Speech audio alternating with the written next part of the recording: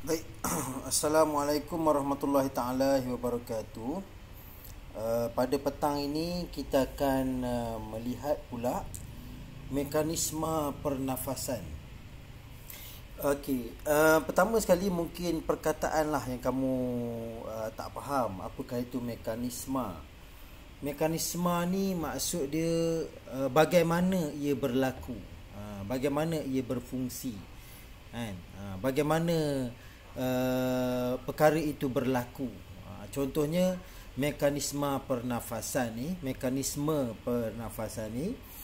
bila mana kita kata mekanisme pernafasan, maksudnya bagaimana pernafasan itu berlaku. Itu maksud mekanisme pernafasan. Tindakan menarik dan menghembus nafas dibantu oleh perubahan tekanan di dalam rongga pernafasan organisma. Jadi bila mana kita tarik, udara tu akan masuk ke dalam kita punya paru-paru lah, kan? Itu kebiasaannya. Tapi untuk udara tu masuk ke rongga badan kita ni, ia memerlukan apa? Perubahan tekanan. Disebabkan oleh tekanan di dalam rongga kita ni kurang, di luar tu tinggi, jadi barulah udara tu boleh masuk. Jadi perubahan tekanan tu berlaku menyebabkan apa?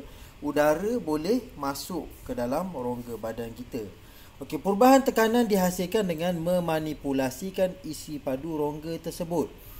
Jadi dengan perubahan tekanan itu barulah udara boleh masuk. Jadi macam mana nak wujudkan perubahan tekanan tu?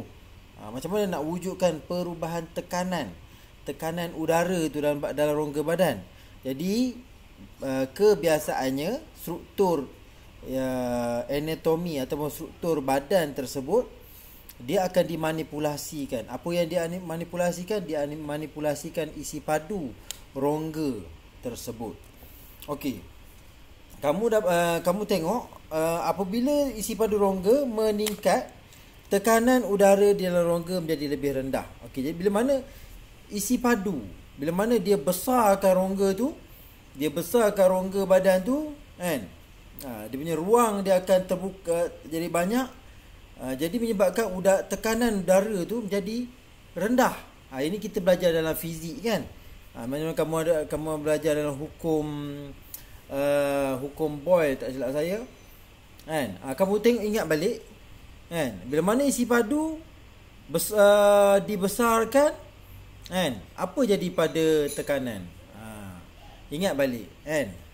Jadi bila mana isi padu tu dibesarkan, dia tingkatkan isi padu tu, jadi tekanan akan jadi rendah.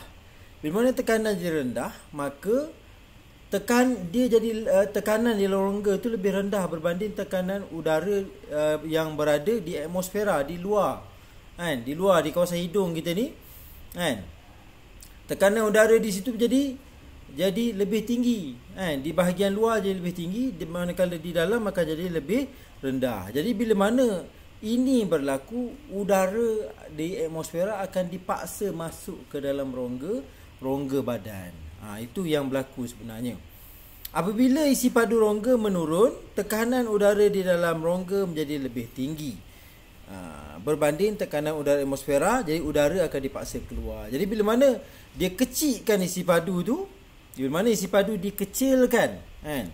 Dia kecilkan isi padu menyebabkan tekanan udara jadi tinggi. Bila tekanan udara jadi tinggi, jadi dia akan dipaksa keluar. Sebab apa? Sebab tekanan udara di atmosfera menjadi lebih rendah. Jadi itulah sebenarnya yang berlaku sebenarnya, iaitu mekanisme pernafasan yang mana mengawal besar ataupun kecil isi padu rongga tu. Bila mana dia besarkan isi padu, tekanan jadi rendah. Bila mana dia kecilkan isi padu, tekanan jadi tinggi. Jadi keadaan ini yang menyebabkan udara itu dipaksa keluar atau udara itu dipaksa masuk. Jadi kebolehan kita ni untuk menarik masuk, bukan sebab kita ni boleh tarik, bukan. Dia sebab isi padu, tindakan kita menarik tu sebenarnya isi padu dalam kita punya rongga ni telah dibesarkan. Okey. Nanti kita akan pergi ke seterusnya.